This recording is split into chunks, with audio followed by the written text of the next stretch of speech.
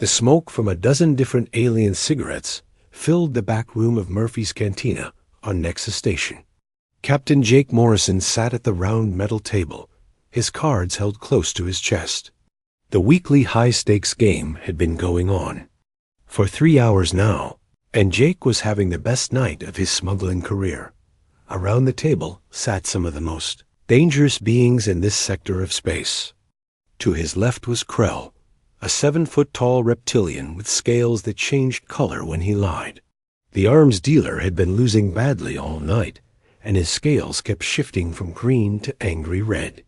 Across from Jake sat Vexstar, an insectoid creature, whose 4 arms allowed him to hold his cards while also nervously clicking his mandibles together. The spice merchant from the Outer Rim had already lost his ship's cargo, hold in an earlier hand, but it was the alien to Jake's right that made this game truly interesting. Commander Zaralin of the Altarian Space Command sat straight in her chair, her silver uniform perfectly pressed despite the smoky atmosphere. The Altarians were known throughout the galaxy as one of the most advanced species. They had technology that could destroy entire planets and minds sharp enough to calculate hyperspace jumps without computers. They also believed that all other species, especially humans, were nothing more than clever animals. Jake had been playing cards in stations like this for 15 years. He had learned to read the body language of dozens of alien species. He could tell when a Klingon was bluffing by the way their forehead ridges twitched. He knew that Vulcans might not show emotion, but their ear tips got slightly warmer when they had a good hand. And he had figured out that Altarians, for all their superior attitudes, had one major weakness at the card table. They could not believe that a human could outsmart them. The current pot held enough credits to buy a small moon. Jake's modified cargo ship, the Wanderer, needed new engines, and this game could pay for them plus enough left over to retire somewhere warm. But Zaralin was raising the stakes higher than anyone expected. "I call your bet and raise you 50,000 credits," the Altarian commander said in her perfectly pronounced Standard Galactic. Her voice never showed any emotion, but Jake noticed that her left eye twitched slightly. She was either very confident or very desperate. Krell's scales turned bright yellow, which meant fear. He folded his cards and pushed back from the table. "Too rich for my blood," he growled in his throat-deep voice. Vexstar's forearms waved frantically as he also folded. "Madness," he clicked in his insect language. "Pure madness." That left just Jake and Zaralin in the hand. Jake looked at his cards again. 3 kings and 2 tens. A full house. It was a strong hand, but not unbeatable. The problem was that he did not have 50,000 credits to match a raise. "I need to see those credits," Jake said, keeping his voice steady. One rule of the game was that you had to show you could cover your bets. Zaralin's eye twitched. Again, she reached into her uniform jacket and pulled out a credit chip. But when she placed it on the scanner, the machine beeped red instead of green. Insufficient funds. "It seems the commander is having cash flow problems," Jake said with a slight smile.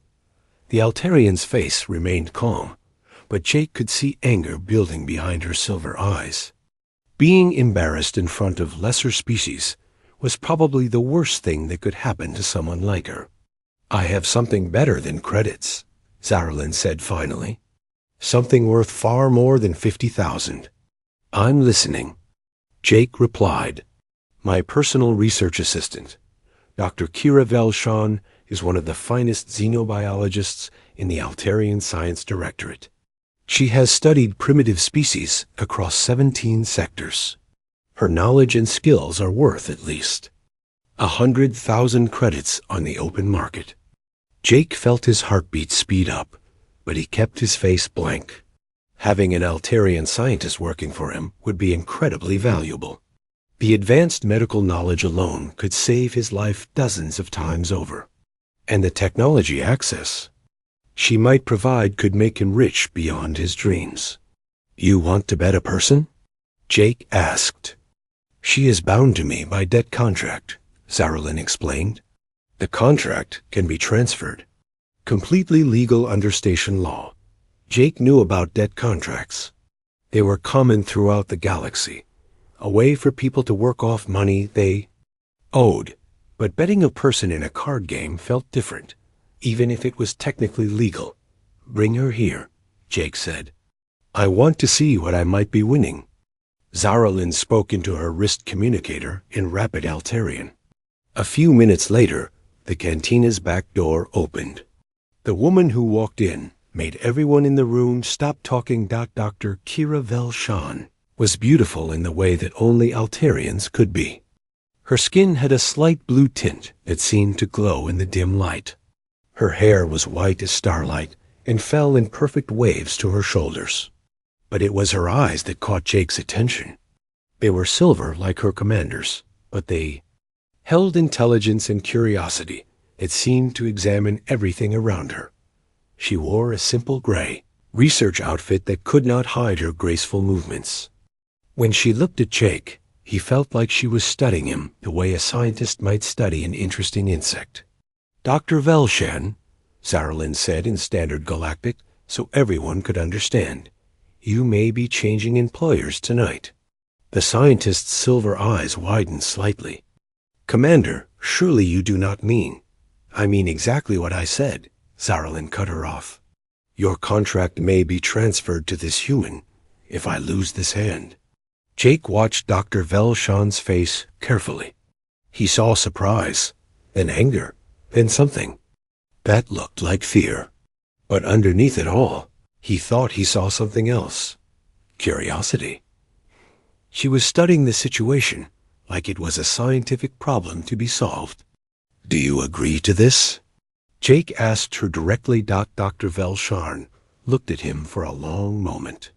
Debt contracts are legally binding, she said finally. I have no choice in the matter. That's not what I asked, Jake said. I asked if you agree. This seemed to surprise her. Jake guessed that not many people asked for her opinion about anything. I will honor whatever legal obligations arise from this game, she said carefully. Jake nodded and turned back to Zaralyn. All right, Commander. I accept your bet. But I want to make the terms clear. If I win, her contract transfers to me completely. No restrictions, no conditions. Agreed, Zaralyn said quickly. Too quickly, Jake thought. And if you win, you get my ship and everything in it. Zaralyn's eyes lit up. The Wanderer was worth at least 200,000 credits, maybe more with all of Jake's modifications. Agreed, she said again. Jake looked around the table. Krell and Vextar were watching with the fascination that comes from seeing someone else risk everything. Dr. Velshan stood behind her commander, her face showing no emotion, but Jake could see her hands clenched into fists. Show your cards, Jake said. Zaralyn laid down her hand with confidence. 4 aces and a king. It was an excellent hand, one that would win most games. But Jake had been playing cards longer than Zaralyn had been studying primitive species. He had learned that sometimes the best hand is not about the cards you hold, but about reading the person across from you. And he had been reading Zaralyn all night. Jake laid down his full house, kings over tens. The room went completely silent. Even the background noise from the main cantina seemed to fade away. Zaralyn stared at the cards for a long moment. Impossible, she whispered.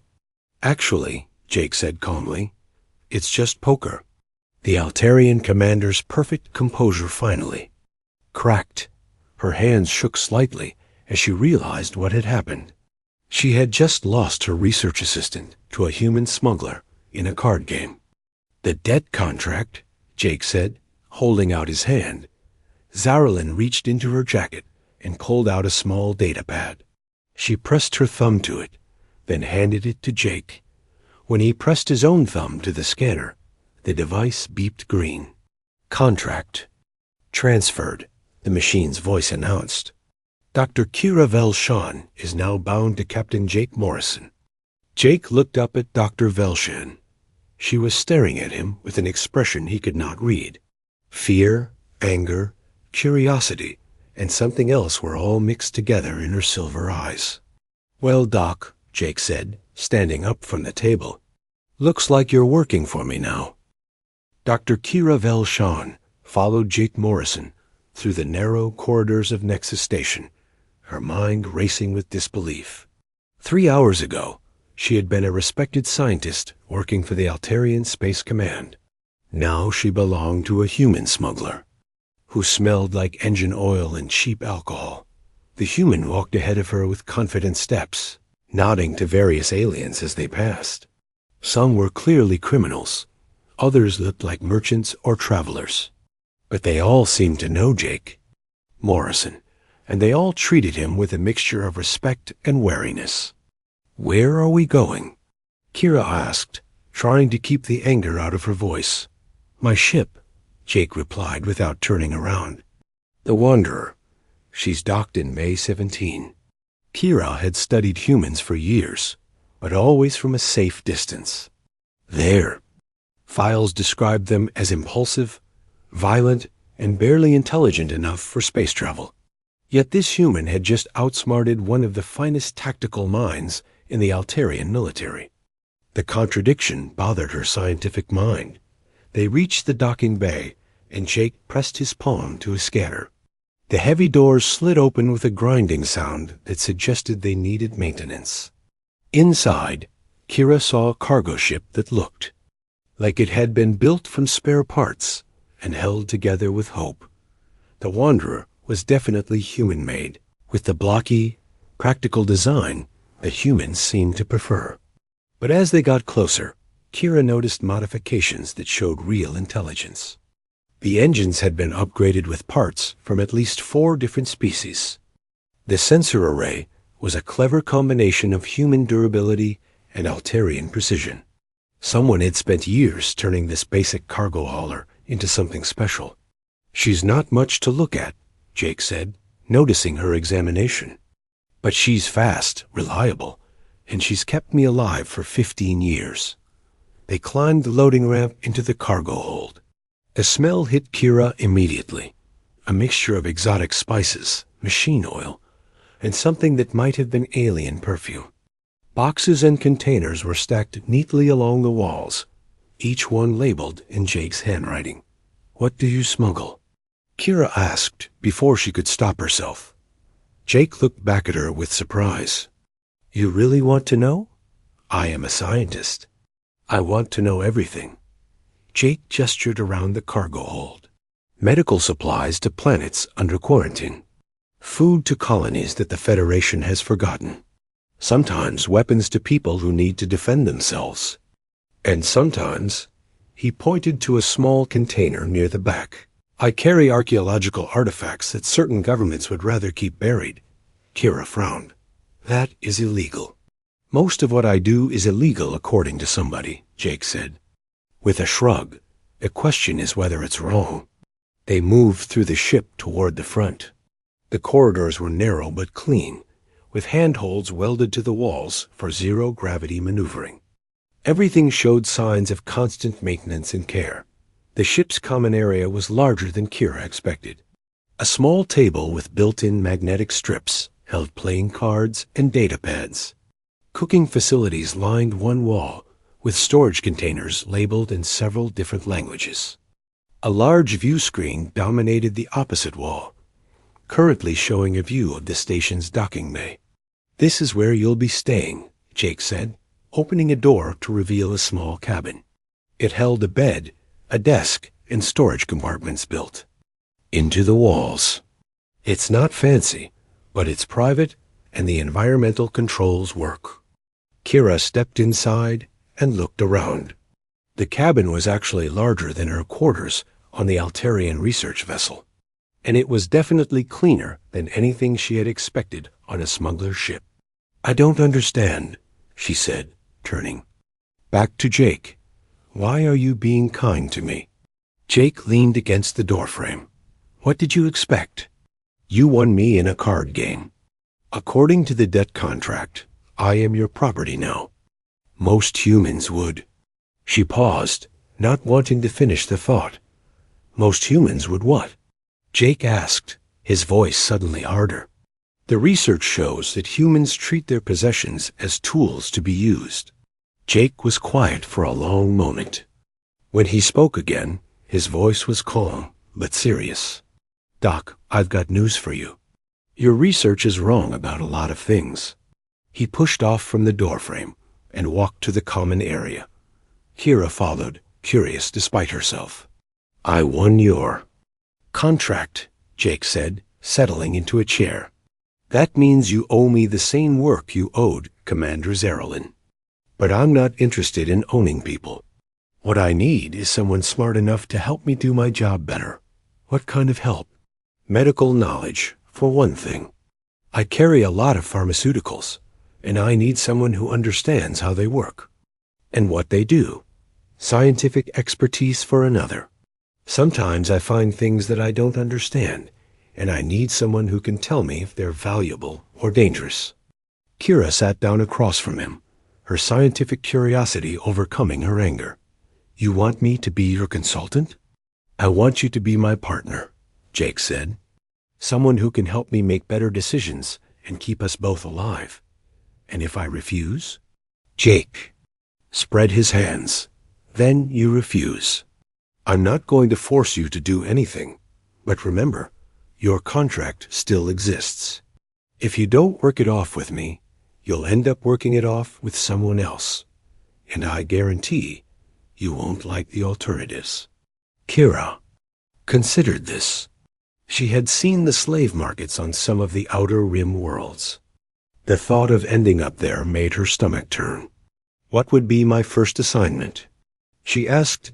Jake smiled for the first time since winning the card game. We've got a job tomorrow. Medical supplies run to Kepler 7. The colony there is dealing with a plague outbreak, and the Federation has quarantined the entire system. That sounds dangerous. It is. But those people need medicine, and they can't get it through legal channels. The Federation is so afraid of the plague spreading that they won't let anyone through. Kira's scientific mind immediately started working on the problem. What kind of plague? Jake pulled out a data pad and handed it to her. Everything I know is in there. Kira read through the information quickly. The plague was a respiratory infection that affected multiple species, but seemed to hit humans the hardest. The mortality rate was nearly 60% without treatment, but dropped to less than 5% with the right antibiotics. The Federation is being overcautious, she said after finishing the report. This disease is serious, but not as contagious as they think. With proper sterilization protocols, the medical supplies could be delivered safely. Can you design those protocols? Kira looked up from the datapad. Yes, actually, I could do better than that. I could modify the cargo containers to sterilize the contents during transport. By the time we arrive, everything would be completely clean. Jake leaned forward with interest. How? For the next hour, Kira explained her idea. She could use ultraviolet sterilization combined with controlled atmospheric pressure to kill any pathogens that might contaminate the medical supplies. The process would require some modifications to the cargo hold, but nothing too complex. As she talked, Kira noticed that Jake listened carefully and asked intelligent questions. He might not have formal scientific training, but he understood practical applications better than many of her colleagues at the Science Directorate. That could work, Jake said when she finished. But we'd need to convince the Federation patrol. Ships that were not carrying contamination. Leave that to me, Kira said. I still have my Science Directorate credentials. If I certify that our cargo is clean, they'll have to accept it. Jake stood and extended his hand. Partners? Kira looked at his outstretched hand.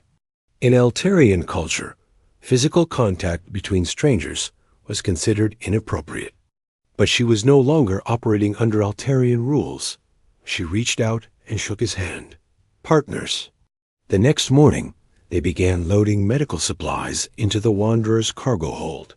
Kira had spent most of the night working on the sterilization system, using her portable laboratory equipment and some spare parts that Jake had scrounged from the station's market's dot. As they worked together, Kira found herself surprised by Jake's competence. He might not understand the scientific theory behind her sterilization system, but he knew exactly how to modify the ship's systems to support it. His hands were steady and sure as he welded new connections and rerouted power cables. "Where did you learn to do this?" she asked, watching him install a new control panel. 15 years of keeping the ship running on my own," Jake replied. "You learn fast when your life depends on it." "Did you have formal training?" Jake laughed. "Doc, I barely finished basic education before I left Earth. Everything I know about starships, I learned by trying not to die in space." This troubled Kira's scientific worldview. According to Altarian research, humans needed extensive training to operate complex technology safely. Yet Jake had not only mastered starship operations, but had actually improved on the original design. They finished the modifications just as the station's morning shift began. Jake ran through the ship's pre-flight checklist while Kira activated her sterilization system. Green lights appeared on her control panel, indicating that everything was working properly, ready to go. Jake asked from the pilot's seat. Kira strapped herself into the co-pilot's chair. "Ready." The Wanderer lifted off from Nexus Station smoothly, Jake's hands steady on the controls. As they cleared the station's gravity well and jumped to hyperspace, Kira realized that her life had changed completely in just 24 hours. The Wanderer dropped out of hyperspace near Kepler-7, and Jake immediately began scanning for Federation patrol ships. A view screen showed a blue-green planet surrounded by warning beacons that flashed red every few seconds. 3 patrol ships, Jake reported, studying his instruments. 2 frigates and a heavy cruiser. They're maintaining a standard quarantine formation. Kira watched the tactical display with growing nervousness. Her plan had seemed perfect back at Nexus Station, but now she was about to test it against real Federation officers who had orders to stop anyone from approaching the planet. Incoming transmission. Jake announced. The view screen changed to show a stern-faced human officer in Federation uniform. "Unknown vessel, you are approaching a quarantine system. Turn around immediately, or you will be fired upon." Jake looked at Kira and nodded. She took a deep breath and activated the communication system. "This is Dr. Kira Velshan of the Altarian Science Directorate," she said in her most official voice. "I am conducting emergency medical research on the Kepler-7 pathogen. I have authorization to approach the planet." The Federation officer's expression changed when he heard her Altarian accent. Everyone in the galaxy knew that Altarians had the most advanced medical technology. "Dr. Velshan, please transmit your authorization codes," the officer said, his tone much more respectful now. Kira's heart pounded as she sent her Science Directorate identification. She was betting that the Federation databases had not been updated to show that her contract had been transferred to Jake. After a long minute, the officer spoke again. "Your codes check out, Doctor, but our orders are to prevent any contamination from leaving this system. What medical research requires you to land on Kepler-7? Kira had prepared for this question. "I am testing a new sterilization protocol that could allow safe delivery of medical supplies to quarantined worlds. My cargo hold has been modified with experimental decontamination systems." "We'll need to inspect your ship," the officer said. "Of course," Kira replied, "but I should warn you that the sterilization system uses dangerous levels of ultraviolet radiation.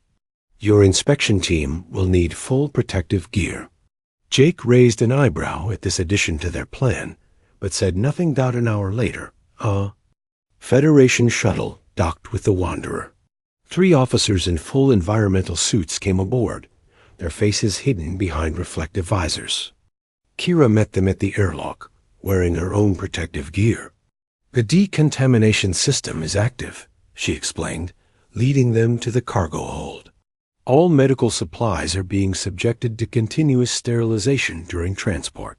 The lead inspector examined Kira's control panels and nodded approvingly. "Impressive setup, Doctor. This could revolutionize how we handle quarantine situations." What the inspector did not know was that Kira's system was doing exactly what she claimed. The medical supplies were being sterilized, just not for the reasons she had told them. "How long until the decontamination is complete?" the inspector asked. "Another 6 hours," Kira replied. "The process must be thorough to ensure complete pathogen elimination." The inspectors finished their examination and returned to their shuttle. Jake and Kira waited tensely for the Federation's decision. "Dr. Velshan," came the officer's voice over the communication system. "You are cleared to approach Kepler 7. Maintain constant contact with our ships and report any signs of contamination immediately." "Understood," Kira replied. "Thank you for your cooperation." As the Wanderer moved toward the planet, Jake looked at Kira with admiration. "That was brilliant. You turned our smuggling run into a legitimate scientific mission." "It is a legitimate scientific mission," Kira said. "I really am testing a new sterilization protocol. The fact that it also allows us to deliver desperately needed medicine is just a beneficial side effect." They landed at Kepler 7's main spaceport, which looked almost deserted. A few ground crew members in protective suits guided them to a landing pad far from the main terminal. Jake could see why the Federation was worried. Even from orbit, the planet had looked sick. Now, on the surface, he could see the evidence of the plague everywhere. The spaceport buildings were mostly empty. Medical tents had been set up around the landing field, and Jake could see people in quarantine suits moving between them. The few vehicles moving around the port were clearly medical transports or supply trucks. Dr. Helen Carter, the colony's chief medical officer, met them at the landing pad. She wore a full environmental suit, but Jake could hear the exhaustion in her voice. "Dr. Velshan, I cannot tell you how grateful we are for your help," Dr. Carter said. "We've been without fresh medical supplies for 3 weeks now. We are down to our last doses of antibiotics. How many people are infected?" Kira asked. "Nearly 30,000, Dr. Carter replied.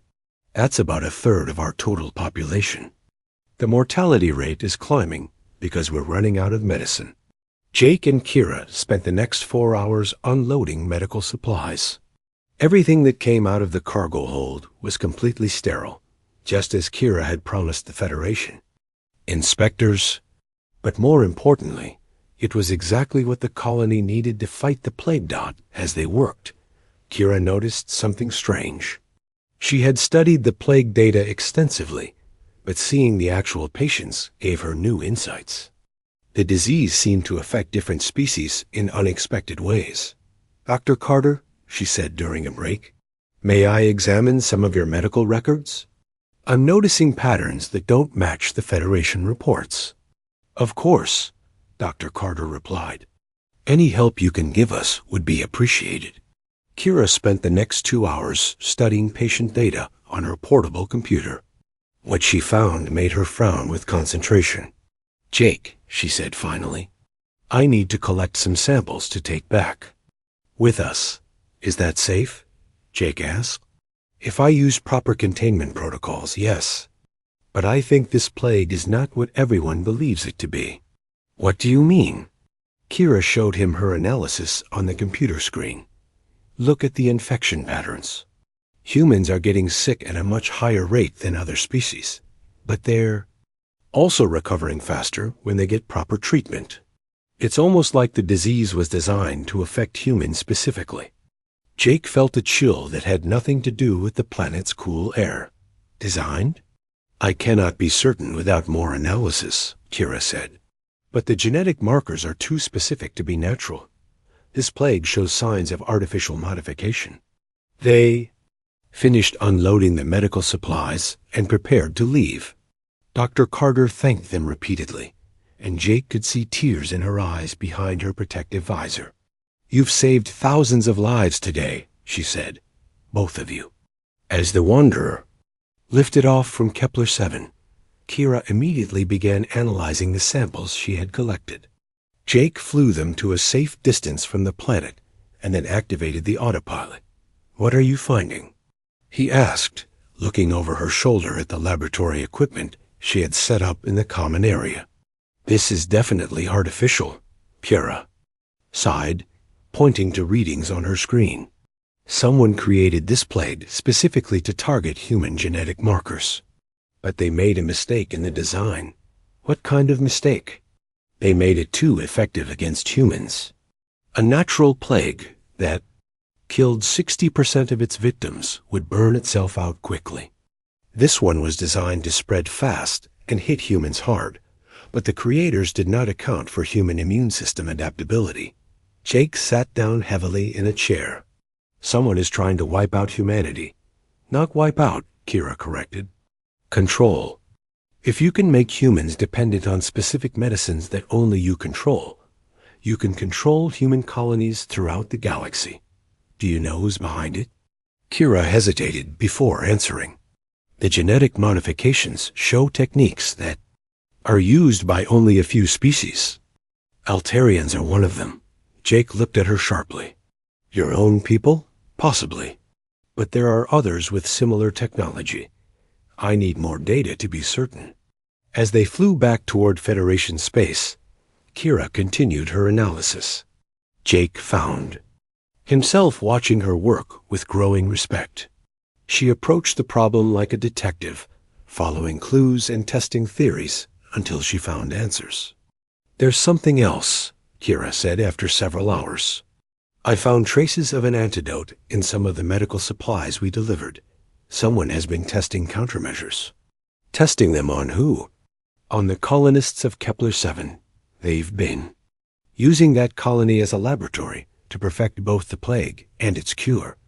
Jake felt anger building in his chest. "Those bastards are experimenting on innocent people." "It appears so. But here's what I find most interesting." Kira turned her screen so Jake could see it. "The antidote works by enhancing natural human immune responses. It does not just cure the plague. It makes humans more resistant to similar biological weapons. So whoever created this plague accidentally gave humans a way to become stronger." "That's exactly what happened. And there's more." Kira pulled up another set of data. "I've been comparing the genetic sequences to some archaeological samples I collected on our last job. Jake, this is not the first time someone has tried to use biological weapons against humans." Jake leaned forward with interest. "What do you mean?" "The archaeological samples show evidence of similar genetic modifications dating back thousands of years. Someone has been targeting humans for a very long time. But each time, humans have adapted and become stronger." 3 days after leaving Kepler-7, Jake was making repairs to the Wanderer's navigation system when Kira burst into the engine room with excitement in her silver eyes. "Jake, you need to see this," she said, holding up a data pad. "I've been analyzing the archaeological samples we collected last month, and I found something incredible." Jake wiped oil off his hands and followed her to the common area where she had set up her laboratory equipment. Charts and genetic analysis covered every available surface. "Remember those artifacts we picked up from the dig site on Proxima 4? Kira asked, pulling up images on the main view screen. "The crystal tablets that nobody could read," Jake said. "You said they were probably religious artifacts." "I was wrong. They're not religious. They're scientific records." Kira's hands moved quickly over her controls, displaying complex genetic sequences. "Jake, these tablets contain detailed information about human DNA from over 10,000 years ago." Jake frowned as he looked at the swirling patterns on the screen. I don't understand what I'm looking at. These are genetic maps, Kira explained, but not of the humans who exist today. These show humans with capabilities that current medical science says are impossible. She changed the display to show two different genetic sequences side by side. This is modern human DNA, she said, pointing to the left side. And this is what humans looked like 10,000 years ago, according to these tablets. Even to Jake's untrained eye, the differences were obvious. The ancient human genetic code was far more complex, with entire sections that didn't exist in modern humans. What happened to us? Jake asked. According to these records, there was some kind of catastrophic event. The tablets describe it as the Great Reduction. Something forced the human species to undergo massive genetic modification. Kira pulled up another screen, showing what looked like a star map. But here's the really interesting part. The tablets show that before this event, humans controlled a huge section of the galaxy. We're talking about hundreds of star systems, Jake. Your species once had an empire that made the current Federation look tiny. Jake sat down heavily in a chair. That's impossible. Human history only goes back a few thousand years. We barely made it to space 2 centuries ago. That's what everyone believes, Kira said. But these tablets tell a completely different story. They describe humans with enhanced mental abilities, extended lifespans, and technology that could manipulate matter at the atomic level. She changed the display again, showing detailed technical diagrams. Look at this. It's a blueprint for a faster-than-light drive that doesn't require hyperspace jumps. The specifications are so advanced that I can barely understand them. Jake studied the diagrams, trying to make sense of what he was seeing. If humans were so advanced, what happened to all of this technology? The Great Reduction wasn't just genetic, Kira explained. According to the tablets, your ancestors deliberately destroyed most of their technology and modified their own DNA to hide their true capabilities. Why would they do that? Because something was hunting them. Something powerful enough to threaten an entire galactic civilization. Kira's voice dropped to almost a whisper. The tablets describe it as the enemy that cannot be named.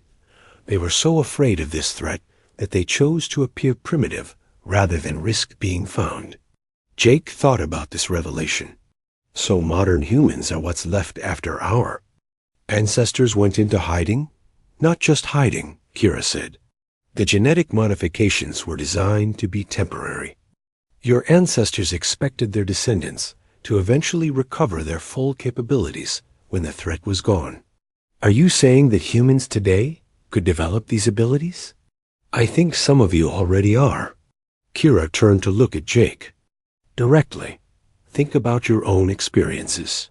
How many times have you succeeded at things that should have been impossible? How often have you known things that you had no way of knowing? Jake remembered all the times he had made perfect decisions with incomplete information. His ability to read alien emotions, his success at the card table, his talent for finding solutions to complex problems. You think I'm developing these ancient abilities? I think the stress of your partnership with me, combined with exposure to advanced alien technology, is triggering genetic changes that were built into human DNA thousands of years ago. Before Jake could respond, alarms began blaring throughout the ship. The main view screen automatically switched to show 3 Altarian military vessels dropping out of hyperspace nearby. Incoming transmission, the ship's computer announced. View screen changed to show Commander Zarelin S. angry face. Dr. Velshan, you will prepare to be boarded immediately. You are charged with theft of classified research materials and corruption by primitive species. Jake moved to the pilot's seat and began powering up the engines. How did they find us? My laboratory equipment, Kira said, her face pale. They must have been tracking it. Can you disable the tracking signal? Not while they're this close. They'll detect any changes to the signal pattern. The Altarian ships were moving into attack formation. Jake could see weapon ports opening on their hulls. Dr. Velshawn, Zarolin's voice came over the communication system again. You have 30 seconds to respond before we open fire. Jake looked at the tactical display. The Altarian ships were faster and better armed than the Wanderer. In a straight fight, they would be destroyed in minutes. Jake, Kira said urgently. There's an asteroid field about 2 light minutes from here. If we can reach it, the sensor interference might give you as a chance to escape. Those ships are faster than us, Jake replied, his hands flying over the navigation controls. They'll catch us before we get halfway there. Not if we use the gravitational slingshot effect around that gas giant, Kira said, pointing to a massive planet on the edge of the system. I can calculate the exact trajectory we need. Jake had used gravitational assists before, but never while being chased by military vessels. The timing would have to be perfect. Do it, he said. Kira's fingers moved rapidly over her scientific instruments, calculating orbital mechanics faster than the ship's computer could manage. Turn 15 degrees to starboard and increase speed to maximum. Jake followed her instructions exactly. The Wanderer shot toward the gas giant as the Altarian ships gave chase. Energy beams flashed past them, missing by mere meters. They're gaining on us, Jake reported. Hold course, Kira said, her eyes fixed on the swirling numbers on her screen. We need to hit the gravitational field at exactly the right angle. The gas giant grew larger on the view screen, its colorful atmospheric bands filling their vision. Jake could feel the ship beginning to shake as they entered the planet's powerful gravitational field. Now, Kira shouted. Turn hard to port and cut engines. Jake threw the ship into a violent turn that pressed both of them hard against their seats. The Wanderer whipped around the gas giant like a stone in a slingshot, gaining enormous speed from the planet's gravitational pull. Behind them, the Altarian ships tried to follow the same path, but they had been going too fast to make the turn safely. Jake watched on the rear sensors as one of the enemy vessels clipped the planet's upper atmosphere and began tumbling out of control. The other 2 ships managed to complete the turn, but they had lost valuable time and distance. That was incredible flying, Kira said, checking their new trajectory. We're headed straight for the asteroid field. And they're still following us, Jake pointed out. This isn't over yet. The asteroid field was a chaotic maze of spinning rock from tiny pebbles to chunks the size of space stations. Jake reduced speed as they entered the field, using all his skill to navigate between the floating obstacles. They can't get a target lock in here, Kira reported, watching the sensor displays. The metal content in these asteroids is interfering with their weapon systems. But the Altarian pilots were skilled too. They followed the Wanderer deeper into the field, occasionally firing energy beams when they had a clear shot. Jake twisted the ship through impossible gaps between asteroids, sometimes missing collision by less than a meter. His enhanced intuition seemed to guide him through the maze, showing him paths that his conscious mind couldn't see. There, Kira said suddenly, pointing to a massive asteroid with caves and tunnels running through it. If we can get inside that asteroid, we can hide until they give up the search. Jake aimed the ship at what looked like a solid rock wall. At the last second, he saw the hidden entrance that Kira had spotted with her scientific scanners. The Wanderer shot into the asteroid's interior, following a tunnel that seemed barely wide enough for their ship. Behind them, the Altarian vessels were too large to follow. They emerged into a vast hollow chamber inside the asteroid. Jake cut the engines and activated the ship's stealth systems. How long do you think they'll search for us? Jake asked. Hours at least, Kira replied. Maybe days. They sat in the darkness, listening to the ship's quiet systems and waiting for their pursuers to give up. After several hours, Kira's sensors showed the Altarian ships leaving the asteroid field. "They're gone," she said with relief. "For now," Jake said, "but they'll be back. And next time they'll bring more ships." Kira looked at the archaeological data still displayed on her screens. "Jake, I think we've stumbled onto something much bigger than either of us realized." 2 weeks after escaping the Altarian pursuit, Jake and Kira found themselves back at Nexus Station. They needed supplies and information, but more importantly, they needed to figure out their next move. The archaeological data they had discovered was too important to keep to themselves, but too dangerous to share with the wrong people. Jake sat in Murphy's cantina, the same place where he had won Kira in the card game that started everything. But this time, he was not here to gamble. He was here to meet someone who might have answers about humanity's hidden past. Dr. Marcus Webb was an elderly human archaeologist who had spent decades studying ancient civilizations. Unlike most humans, he had always believed that human history was much longer and more complex than official records suggested. "You look nervous, Jake," Dr. Webb said as he sat down at their table. He was a thin man with gray hair and eyes that seemed to see more than they should. "I have good reasons to be nervous," Jake replied. "What I'm about to show you could change everything we think we know about humanity." Kira activated a small holographic projector, displaying the genetic data from the ancient tablets. Dr. Webb's eyes widened as he studied the information. "My God," he whispered. "Where did you find this?"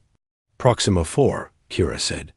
"In a dig site that was supposed to contain nothing but primitive religious artifacts." Dr. Webb leaned forward, studying the genetic sequences more carefully. "I've been searching for proof like this my entire career. There are legends scattered throughout human space about a golden age when humanity ruled the stars.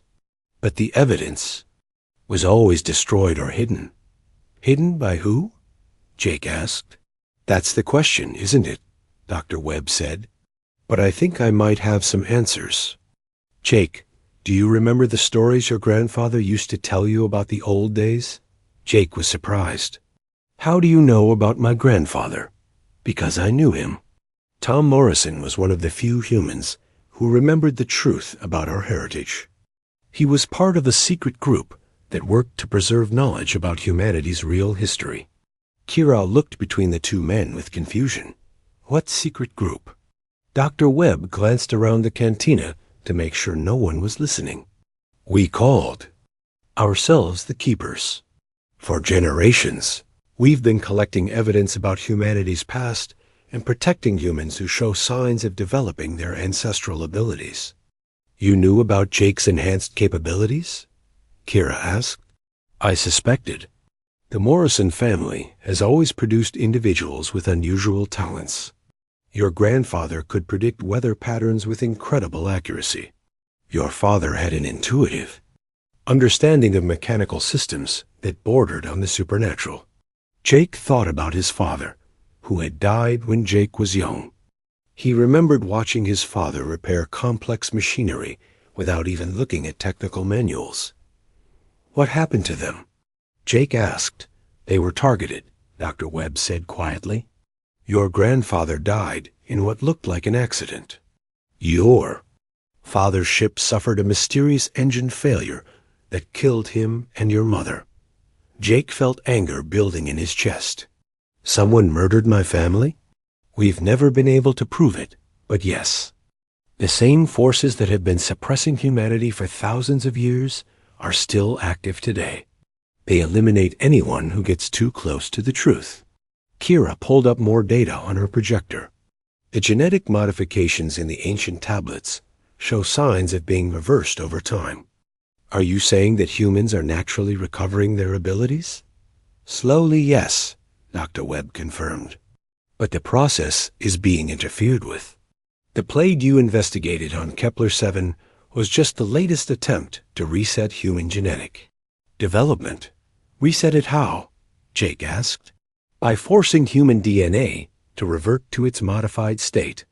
Every few generations, someone releases a biological weapon designed to target humans who are developing enhanced capabilities. Kira's scientific mind immediately grasped the implications. That's why the plague affected humans so severely. It was designed to attack the genetic sequences that were trying to restore themselves. Exactly, Dr. Webb said. But the creators made a mistake. Each attack makes the surviving humans stronger and more resistant to future interference. So, humanity is getting stronger whether they want us to or not, Jake said, which is why they're getting desperate. The Keepers believe that whoever is behind this is planning something much bigger than individual attacks. They're going to try to eliminate the human species entirely. Jake looked at Kira, who had gone pale at this revelation. Can they do that? With the right biological weapon. Yes, she said quietly. But they would need detailed genetic information about modern humans to create something that effective. Dr. Webb nodded grimly. Which brings us to why the Altarians are so interested in Dr. Velshan's research.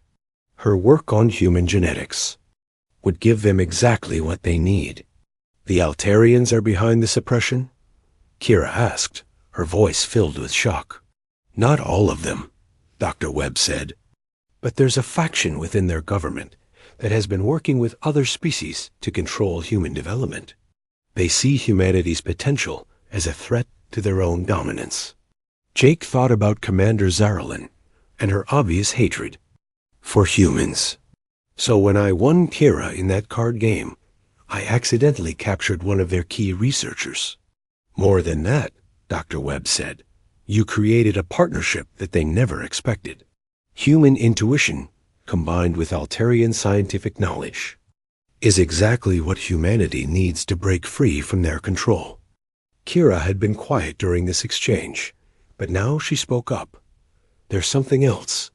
The archaeological data shows that humanity's ancestors expected this suppression to happen. They built safeguards into human DNA that would activate when the species was under extreme threat. What kind of safeguards? Dr. Webb asked. Accelerated development of enhanced abilities in individuals who are exposed to the right stimuli. Jake's capabilities have been growing stronger since we started working together. Jake had noticed this too. His ability to read alien emotions had improved dramatically. He could now sense things about people that should have been impossible to detect. The partnership itself is triggering the genetic activation, Kara continued. Close cooperation between humans and other species seems to unlock dormant capabilities. Dr. Webb smiled for the first time since the conversation began. That's brilliant. Humanity's ancestors created a system that would make their descendants stronger through diversity and cooperation, not isolation and conflict. But if the suppressors figure this out, Jake said, they'll try to prevent humans from forming these partnerships. They already are, Dr. Webb said. Why do you think most galactic governments discourage close cooperation between species? Why do you think humans are portrayed as primitive and dangerous? Jake realized that everything he had believed about human relations with other species had been carefully manipulated. We've been isolated on purpose. But not completely, Kira said. Some individuals, like Jake, have found ways to work with other species despite the barriers. And each successful partnership makes humanity stronger. Dr. Webb leaned back in his chair, which brings us to what happens next. The Keepers want to offer you both a choice. What kind of choice? Jake asked. You can disappear. We have safe worlds where humans with developing abilities can live without interference. You would be protected, but you would also be hidden. Or, Kira prompted, or you can help us fight back. Your partnership has already proven that humans and aliens can work together to solve problems that neither could handle alone. We need more partnerships like yours. Jake looked at Kira. What do you think? I think humanity deserves to know the truth about its heritage, she said. And I think other species deserve to know what they could accomplish by working with humans instead of suppressing them. It won't be safe, Dr. Webb warned. The forces that killed Jake's family are still out there. They'll do everything they can to stop you. Jake thought about his grandfather and father, who had died protecting secrets they believed were important. He thought about the colonists on Kepler-7, who had been used as test subjects for biological weapons.